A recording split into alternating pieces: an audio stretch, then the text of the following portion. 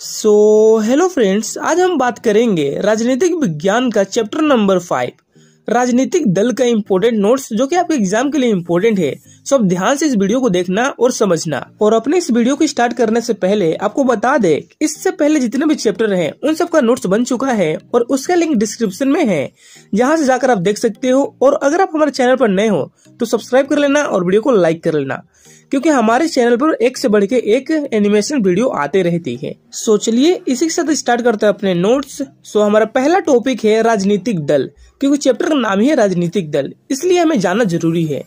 लोगों का ऐसा संगठित समूह जो चुनाव लड़ने और सरकार में राजनीतिक सत्ता हासिल करने के उद्देश्य से काम करती है। मतलब कि राजनीतिक दल जो है लोगों का एक ऐसा समूह होता है जहां पर लोग चुनाव लड़ते हैं और सरकार में राजनीतिक सत्ता को हासिल करने के उद्देश्य से ही काम करते हैं, क्योंकि बिना सरकार का देश नहीं चल सकता है। क्योंकि जो विदेशी मामले होते हैं वो सरकार द्वारा ही निपटाए जाते हैं, और जो हमारे देश के अंदर कानून बनाए जाते हैं, देश को निर्माण किया जाता है, पुल बनाए जाते हैं, सड़क बनाए जाते हैं, वो जो है सरकार द्वारा ही की जाती है। इसलिए सरकार की जरूरत पड़ती है हमें, मतलब कि सत्ता की जरूरत पड़ती है। ये था हमारा राजनीतिक दल का छोटा सा डेफिनेशन। और उसी से बढ़ते हैं अपने राजनीतिक दल के कार्य क्या होते हैं। सीधा सा मतलब ये है कि जो राजनीतिक दल है सरकार बनाती है उससे पहले के क्या काम होते हैं, जैसे कि चुनाव लड़ना। मतलब कि राजनीतिक दल यानी कि राजनीतिक सत्ता को हासिल करने के लिए पहले तो चुनाव लड़ना पड़ता है, क्योंकि हम बिना चुनाव लड़े राजनीतिक सत्ता को तो हासिल कर नहीं पाएंगे। और दूसरा कार्य होता है नीतियों और कार्यक्रमों को मतदाता के सामने रखना। मतलब कि चुनाव लड़ते समय आपको ये बताना पड़ेगा अपने मतदाताओं को, मतलब कि लोगों को, कि आप जीतने के बाद क्या करोगे देश के लिए, आप उनके इलाकों में क्या सुधार करोगे, क्या नहीं करोगे। और फिर वो जो मतदाता है वो डिसाइड करेंगे कि किसको वोट देना है, किसको नहीं देना है, और किसको सरकार में लाना है और किसको नहीं लाना है। और तीसरा कार्य होता है कानून निर्माण। और आप इस चैप्टर को अपने घर से रिलेट करो, क्योंकि जो वोट होता है यानी कि जो चुनाव आता है तो आपके घर वाले भी जाते हैं वोट देने, और वो जो है डिसाइड करते हैं किसको देना है और किसको नहीं देना है। तीसरा है कानून निर्माण, मतलब कि हमारे देश के अंदर कानून बनाना जिससे सरकार चल सके और लोग जो है गलतियां ना करें। जैसे दो धाराएं होती है 264, 263, ये जो धाराएं हैं वो सरकार द्वारा ही बनाई जाती है। और चौथा है सरकार बनाना और सरकार चलाना, मतलब कि सरकार बनने के बाद सरकार को चलाना भी पड़ेगा, और उसके लिए आपको ऐसा कुछ करना पड़ेगा जिससे लोगों को, मतलब कि जो आपको मतदान किए हैं, मतदाता हैं और लोग हैं, उन सबका भला हो, वैसा काम करना पड़ेगा। और पांचवा है मुद्दों को उठाना और आंदोलन की शुरुआत करना। इसका सीधा सीधा मतलब है कि जो सरकार है वो मुद्दों को उठाएंगी और आंदोलन शुरुआत करेगी, कि मतलब देश के अंदर कुछ ऐसा हो रहा है जिससे लोगों को प्रॉब्लम हो रही है, तो उसके लिए आवाज उठाना पड़ेगा और आंदोलन भी शुरू करना पड़ता है। जैसे जो जवाहरलाल नेहरू थे, उन्होंने कितने सारे आंदोलन किया था अपने राज्य में और लोगों को इंसाफ दिलवाया था। और छठा पॉइंट है कल्याण कार्यक्रमों को लोगों तक पहुंचाना, मतलब जो सरकार द्वारा नए नए योजनाएं निकलती हैं जैसे किसानों के लिए, गरीबों के लिए, तो उन सारी योजनाओं को पहुंचाना लोगों तक, ताकि लोग उस योजना का लाभ उठा सके और अपने खुद का मदद कर सके। ये था राजनीतिक दल का कुछ इम्पोर्टेंट कार्य जो कि इम्पोर्टेंट है आपके एग्जाम के लिए। आप इसे राइट डाउन कर लेना, और अगर आपको कोई भी पॉइंट में प्रॉब्लम हो तो आप कमेंट कर सकते हो। और हाँ यार, हम इतना मेहनत से वीडियो बनाते हैं तो आप चैनल को सब्सक्राइब कर लो। और अगला टॉपिक है हमारा विभिन्न प्रकार के दलीय व्यवस्था। मतलब कि अलग अलग देश में अलग अलग प्रकार के सरकार होती हैं। किसी देश में एक सरकार होती है, किसी देश में 2 सरकार होती है, किसी देश में 3 सरकार होती है, और किसी किसी में 3 से ज्यादा होती है। तो उन्हीं सब के बारे में बात करेंगे। पहला पॉइंट है दलीय व्यवस्था। दलीय व्यवस्था क्या है? सिर्फ एक ही दल को सरकार बनाने और चलाने की अनुमति होती है, जिसे दलीय व्यवस्था कहते हैं। मतलब कि एक ऐसा देश है जहां पर सिर्फ एक ही सरकार है, मतलब कि एक ही ऐसा आदमी है जो कि सरकार बना सकते हैं और सरकार चला सकते हैं। और जो हमारा एक दलीय व्यवस्था है वो सिर्फ चीन में ही है। आई थिंक आपको समझ में आ गया होगा, फिर भी मैं आपको एक एग्जांपल देकर समझाने की कोशिश करता हूँ। जैसे कि हमारे देश जिसमें कितने सारे सरकार हैं, जैसे कि भारतीय राष्ट्रीय कांग्रेस, भारतीय जनता पार्टी और भारतीय कम्युनिस्ट पार्टी, भारतीय कम्युनिस्ट मार्क्सवादी पार्टी, बहुजन समाज पार्टी। मतलब कि कितने सारे सरकार हैं जो कि चुनाव लड़ती है और चुनाव जीतती है सिर्फ एक। और हमारे वो पार्टी जो है पूरे देश पर कानून करती है, मतलब कि शासन करती है। लेकिन चीन में जो पार्टी है उसका नाम है चीनी साम्यवादी दल, जो कि सरकार लड़ती है, मतलब कि चुनाव लड़ती है और वही जीतती है। ये था दलीय व्यवस्था के एग्जाम्पल और एक्सप्लेनेशन। और इसी से बढ़ते अपने दूसरे दल की ओर, जो कि है द्विदलीय व्यवस्था। द्विदलीय व्यवस्था सत्ता आमतौर पर 2 मुख्य दलों के बीच में लड़ी जाती है, जिससे द्विदलीय व्यवस्था कहते हैं।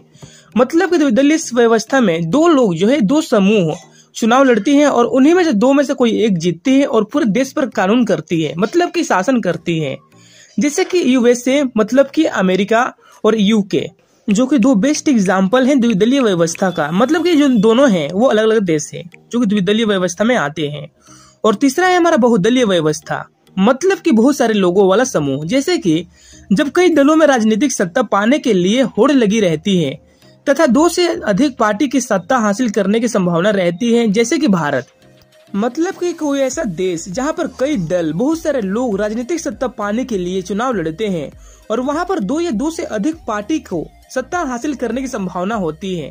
मतलब कि एक ऐसा देश जहां पर दो या दो से ज्यादा लोग जीत सकते हैं और जीतने वाले लोग जो सत्ता है वो पूरे देश पर राज्य करेगी, मतलब कि जितने भी सत्ता है वो देश पर राज्य करेगी और राज्य में राज करेगी, जिससे लोगों का डेवलपमेंट हो, देश का भला हो, और उन सब के लिए काम करते हैं बहुदलीय व्यवस्था, जो कि है एग्जाम्पल भारत, जो कि हमारा ही देश है भारत, जिसमें बहुदलीय व्यवस्था वाला सरकार होती है। सो ये हमने बात कर लिया 3 दलीय व्यवस्थाओं के बारे में, जो कि बहुत ही इम्पोर्टेंट था।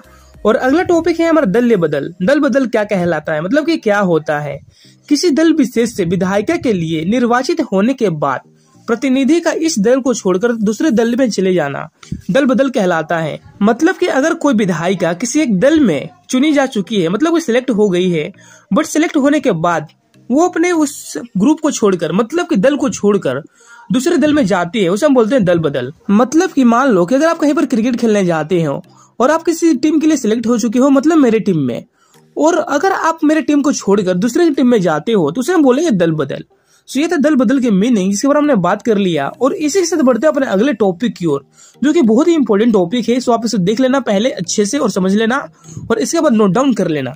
सो हमारा ये टॉपिक है राजनीतिक दल की जरूरत क्यों, मतलब कि हमें राजनीतिक दल की आवश्यकता ही क्यों पड़ती है और इसके बिना हम क्यों नहीं रह सकते हैं। सो इसी के बारे में बात करेंगे और इसी इम्पोर्टेंस के बारे में बात करेंगे। सो पहला जरूरत है आधुनिक लोकतंत्र राजनीतिक दल के बिना नहीं चल सकता है। जो आज के लोकतंत्र है, जो लोग हैं, वो बिना राजनीतिक दल के नहीं चल सकते हैं, मतलब कि देश नहीं चल सकता है। और दूसरा जरूरत है अगर दल ना हो तो सारे उम्मीदवार स्वतंत्र या निर्दलीय होंगे, तब इनमें से कोई बड़े नैतिक बदलाव के बारे में लोगों से चुनावी वादे नहीं कर पाएंगे।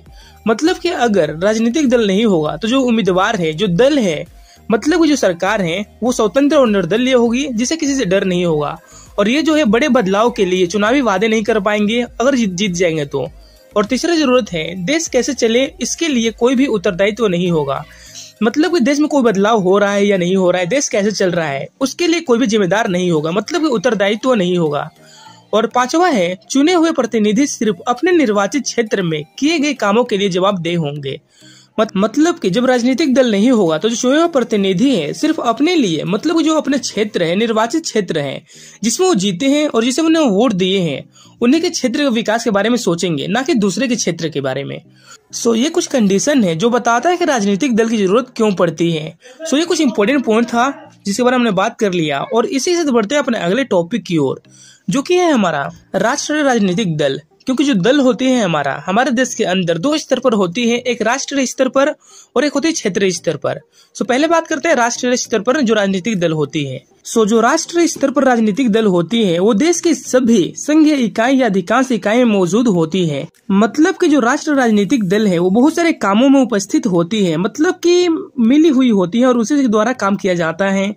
और लोकसभा चुनाव में पड़े कुल वोट का अथवा 4 राज्य के विधानसभा में पड़े कुल वोट का कम से कम 6% हासिल करे।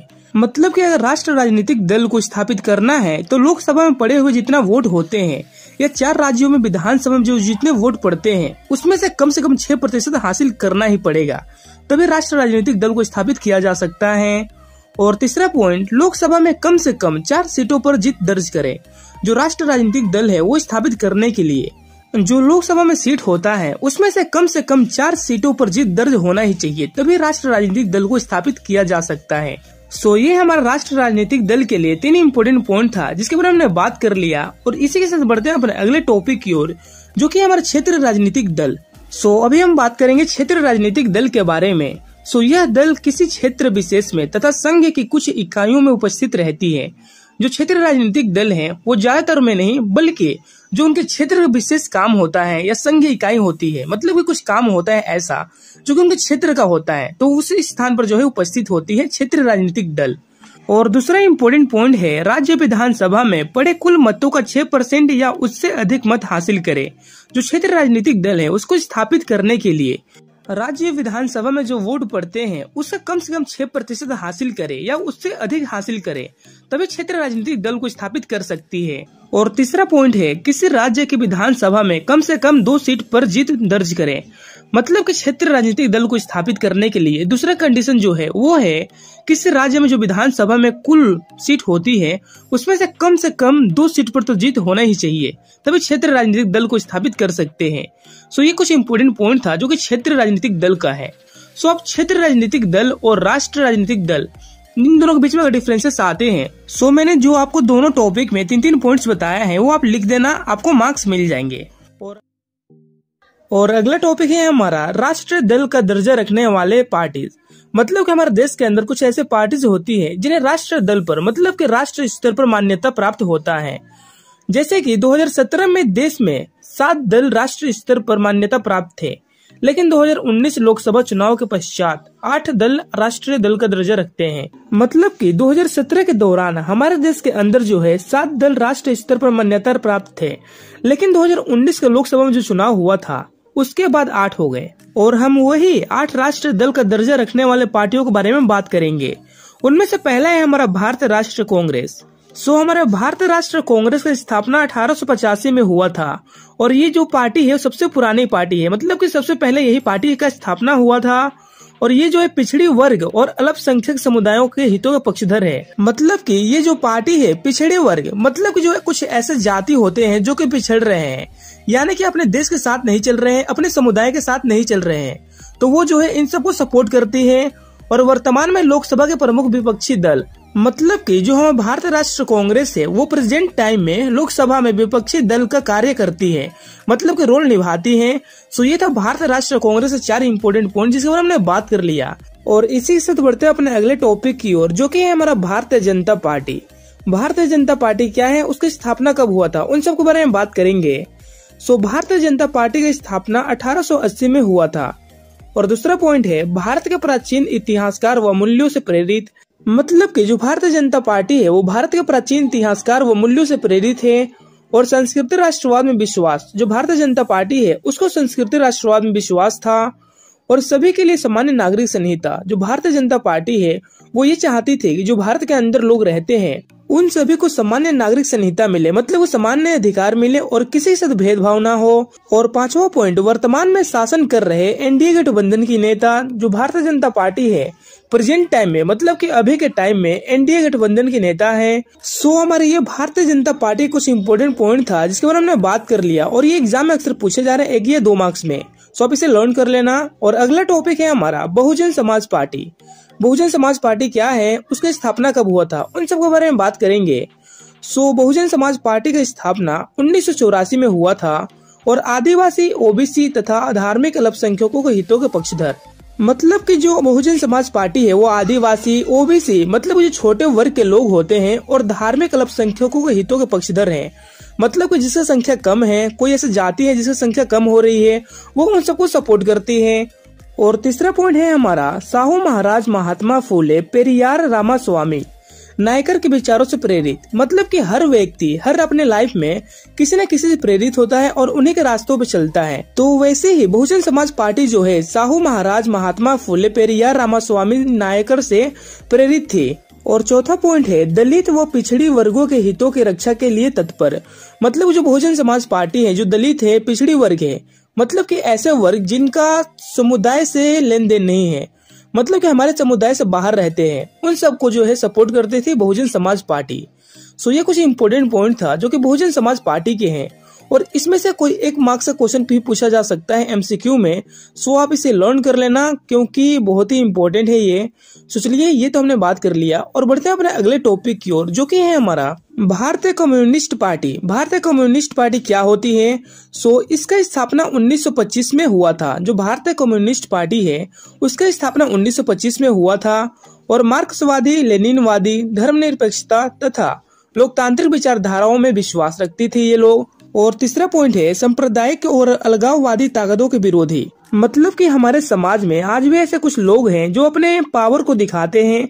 मतलब कि कुछ लोग ऐसे हैं कि जो बहुत ही अमीर होते हैं और बहुत ही ताकतवर होते हैं, तो वो ऐसे उन्हें लगता है कि हमसे बड़ा कोई है ही नहीं। और जो भारतीय कम्युनिस्ट पार्टी है वो इन्हीं जैसे लोगों को विरोध करती थी, मतलब इन जैसे लोगों को विरोध करती थी।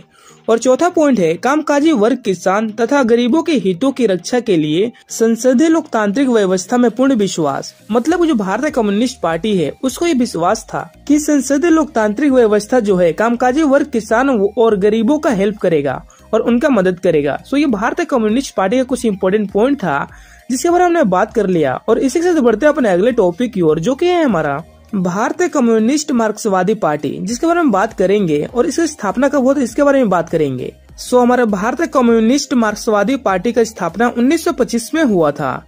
और सेकंड पॉइंट है इसका समाजवाद, धर्मनिरपेक्षता तथा लोकतंत्र के पक्षधर। मतलब कि जो हमारा भारतीय कम्युनिस्ट मार्क्सवादी पार्टी है वो समाजवाद, धर्मनिरपेक्षता और लोकतंत्र का जो है सपोर्ट करती है। और अगला पॉइंट है सामाजिक आर्थिक न्याय के लिए लोकतांत्रिक चुनाव को एक उपयोगी और कारगर तरीका मानती है। मतलब कि जो भारतीय कम्युनिस्ट मार्क्सवादी पार्टी है उन्हें लगता है कि जो सामाजिक आर्थिक न्याय के लिए जो लोकतांत्रिक चुनाव है वो एक उपयोगी और कारगर तरीका है जिससे लोग अपने मन पसंदीदा नेताओं को चुन सके और अपने पार्टी को चुन सके जो हमारे देश को डेवलप कर सके। और चौथा पॉइंट है नई आर्थिक नीति तथा घोर विरोध करती है। मतलब कि जो भारतीय कम्युनिस्ट मार्क्सवादी पार्टी है वो नई तरीके, मतलब कि जो नए तरीके आते हैं उन सबका विरोध करती है और जो गलत काम करते हैं उन सबको भी विरोध करती है। सो ये था भारतीय कम्युनिस्ट पार्टी के बारे में कुछ पॉइंट्स जो कि बहुत ही इम्पोर्टेंट है। सो चलिए इसी से बढ़ते अपने अगले टॉपिक की ओर, जो कि है हमारा अखिल भारतीय तृणमूल कांग्रेस। ये क्या है, इसकी स्थापना कब हुआ था? सो चलिए देखते हैं। 1988 में स्थापना। जो अखिल भारतीय तृणमूल कांग्रेस है उसका स्थापना 1988 में हुआ था और 2016 में राष्ट्रीय दल के रूप में मान्यता। मतलब कि जो हमारा अखिल भारतीय तृणमूल कांग्रेस है उनको राष्ट्रीय स्तर पर मान्यता 2016 में मिला था। और तीसरा पॉइंट है धर्मनिरपेक्षता तथा संघवाद के लिए समर्पित। जो अखिल भारतीय तृणमूल कांग्रेस है वो धर्म के लिए और संघवाद, मतलब कि हमारे देश के तरक्की के लिए समर्पित थे। मतलब वो सब चाहते थे कि हमारा देश डेवलप हो। और अगला पॉइंट है 2011 से बंगाल में शासन। मतलब कि जो अखिल भारतीय तृणमूल कांग्रेस है वो 2011 के समय से बंगाल पर शासन कर रही है। मतलब कि बंगाल में जीतते आ रही है और अरुणाचल प्रदेश, मणिपुर तथा त्रिपुरा में भी उपस्थित। मतलब जो हमारा अखिल भारतीय तृणमूल कांग्रेस है वो अरुणाचल प्रदेश में, मणिपुर में, त्रिपुरा में, इन सभी स्थानों पर भी स्थापित है। मतलब कि इसका शासन है। सो ये था हमारा अखिल भारतीय तृणमूल कांग्रेस का कुछ इंपॉर्टेंट पॉइंट्स, जिसके बारे में हमने बात कर लिया। और इसी के साथ बढ़ते हैं अपने अगले टॉपिक की ओर, जो कि है हमारा राष्ट्रवादी कांग्रेस पार्टी। राष्ट्रवादी कांग्रेस पार्टी क्या है और इसकी स्थापना कब हुआ था? सो हमारा राष्ट्रवादी कांग्रेस पार्टी, इसका स्थापना 1999 में हुआ था। और अगला पॉइंट है कांग्रेस पार्टी में विभाजन के बाद बनी। जो राष्ट्रवादी कांग्रेस पार्टी है वो कांग्रेस पार्टी के विभाजन, मतलब कि जब उसमें बंटवारा हुआ था तो उससे बनी थी, उसका एक पार्ट है राष्ट्रवादी कांग्रेस पार्टी। और अगला पॉइंट है विभाजन का मुद्दा तथा सरकार के प्रमुख पदों पर सिर्फ भारत में जन्मे नागरिकों का अधिकार। मतलब कि जब हमारा कांग्रेस पार्टी का विभाजन हुआ था तो उसके समय प्रमुख पद थे जिस पर सिर्फ भारत में जन्मे नागरिकों का अधिकार था। और अगला पॉइंट है हमारा लोकतंत्र, गांधीवादी, धर्मनिरपेक्षता, सामाजिक न्याय और संघवाद में आस्था। मतलब जो हमारा राष्ट्रवादी कांग्रेस पार्टी है वो लोकतंत्र, गांधीवादी, धर्मनिरपेक्षता, सामाजिक न्याय और संघवाद में आस्था रखती थी, जो कि बहुत ही इंपॉर्टेंट है। इसे आप याद कर लेना इस पॉइंट को, क्योंकि 1 मार्क्स में पूछा जा सकता है कि मतलब कि राष्ट्रवादी कांग्रेस पार्टी जो है किसमें आस्था रखती थी, और ये 4 पॉइंट दे सकते हैं इसमें से कोई एक। सो आपको टिक करना होगा। सो ये था इंपॉर्टेंट पॉइंट, सो आप इसे नोट डाउन कर लेना। सो ये था हमारा राष्ट्रवादी कांग्रेस पार्टी का कुछ इंपॉर्टेंट पॉइंट, जिसके बारे में हमने बात कर लिया। और इसी से बढ़ते हैं अपने अगले टॉपिक की ओर, जो कि है हमारा नेशनल पीपल पार्टी। सो हमारा नेशनल पीपल पार्टी क्या है, इसका स्थापना कब हुआ था और इसके बारे में कुछ इंपॉर्टेंट पॉइंट के बारे में बात करेंगे। तो चलिए देखते हैं। पहला पॉइंट क्या है हमारा, जुलाई 2012 में स्थापना हुआ था। मतलब कि हमारा जो नेशनल पीपल पार्टी है इसका स्थापना जुलाई 2012 में हुआ था और 7 जून 2019 को राष्ट्रीय दल के रूप में मान्यता। जो नेशनल पीपल पार्टी है उसका मान्यता 7 जून 2019 को मिला था और उत्तर पूर्वी भारत से राष्ट्रीय दल का दर्जा पाने वाला पहला दल। मतलब कि हमारे भारत के अंदर उत्तरी पूर्वी भाग में सबसे पहले स्थान पर जो राष्ट्रीय स्तर पर मान्यता मिला था वो था नेशनल पीपल पार्टी। मतलब कि नेशनल पीपल पार्टी को सबसे पहले उत्तर पूर्वी भारत में राष्ट्रीय दल का दर्जा मिला था। सो हमारे ये कुछ इंपोर्टेंट पॉइंट है जो कि नेशनल पीपल पार्टी के हैं, और इसी के साथ जो राष्ट्रीय स्तर पर मान्यता प्राप्त 8 दल थे जिसके बारे में हमने बात कर लिया, उसमें से आपका कोई ना कोई एक 3 मार्क्स का प्रश्न जरूर बनेगा। सो आप इन 8 पॉइंट्स को, मतलब कि 8 टॉपिकों को अच्छे से याद कर लेना और अपने कॉपी पे नोट डाउन कर लेना ताकि एग्जाम के टाइम पर भी लर्न कर सके। सो चलिए देखते हैं अपना अगला टॉपिक क्या है। सो हमारा अगला टॉपिक है राजनीतिक दलों के समक्ष चुनौतियां। जो राजनीतिक दल होती हैं उनके समक्ष क्या चुनौतियां होती है, मतलब क्या प्रॉब्लम्स होते हैं और क्या क्या कठिनाइयों का सामना करना पड़ता है राजनीतिक दलों का। सो पहला है पैसे और अपराधी तत्वों की बढ़ती घुसपैठ, जो कि एक बहुत बड़ा चुनौती है राजनीतिक दल के सामने। और दूसरा है वंशवाद की चुनौती। कुछ नेता ऐसे होते हैं जो खुद रिटायर होने के बाद अपने बेटे को या अपने रिलेटिव को अपने सीट को दे देते हैं, जिसके वजह से दूसरे लोग राजनीति में नहीं आ पाते हैं। और तीसरा पॉइंट है चुनाव में विकल्पहीनता, मतलब कि चुनाव में ज्यादा विकल्प नहीं होता है, यानी कि ज्यादा ऑप्शंस नहीं होते हैं, मतलब कि विकल्प कम होता है, यानी कि नेताएं कम होते हैं जो पार्टिसिपेट करते हैं, जिससे लोगों को अपने नेताओं को चुनने में प्रॉब्लम होती है। और आंतरिक लोकतंत्र का चुनाव, मतलब कि जो अंदर, यानी कि जो भी प्रक्रिया होता है वो अंदर अंदर ही होता है, जो कि सबसे बड़ा चुनौती है राजनीतिक दलों के लिए। तो ये 4 इंपोर्टेंट पॉइंट है जो कि राजनीतिक दलों के समक्ष चुनौतियां हैं, जिसके बारे में हमने बात कर लिया। और इसी से बढ़ते हैं अपने अगले टॉपिक की ओर, जो कि है हमारा राजनीतिक दलों के सुधार हेतु तो कुछ सुझाव। कुछ ऐसे सुझाव दे जिससे राजनीतिक दल में सुधार हो सके। सो पहला पॉइंट, दल बदल कानून को सख्त किया जाए। और दल बदल के बारे में हमने पहले ही बात कर चुके हैं, जिसमें कोई एक नेता जो है अपने ग्रुप को छोड़ के दूसरे नेता के ग्रुप में ना शामिल हो, और अपराधी प्रवृत्तियों के लोगों पर रोक लगाएं। जो अपराधी लोग हैं, जो क्रिमिनल है, उनको चुनाव लड़ने से रोकें। और राजनीतिक दलों में समय समय पर संगठनिक चुनाव हो। जो राजनीतिक दल है उसके अंदर समय समय पर संगठित चुनाव हो, जिससे नए नए नेताओं को मौका मिले काम करने को। और राजनीतिक दलों के आंतरिक को पारदर्शी बनाया जाए। जो राजनीतिक दल में अंदर अंदर काम होते हैं उसको जनता के सामने किया जाए, मतलब कि जनता के आंखों के सामने किया जाए, जिससे लोगों को पता चले कि चुनावी माहौल में क्या चल रहा है। सो ये 4 सुझाव थे राजनीतिक दल के सुधार हेतु मेरे तरफ से। बट ये बहुत ही इम्पोर्टेंट है। चैप्टर के अंदर जितने भी मैंने कुछ इम्पोर्टेंट पॉइंट्स बताए हैं, मतलब कि मैं आपको इम्पोर्टेंट टॉपिक के बारे में ही बताया है। सो आप इसे लर्न कर लेना और प्लीज अपने कॉपी पे नोट डाउन भी कर लेना। और यार हम इतने मेहनत से वीडियो बनाते हैं तो हमारे चैनल को सब्सक्राइब कर लेना और वीडियो को लाइक कर लेना। And thank you so much for watching my video and bye bye.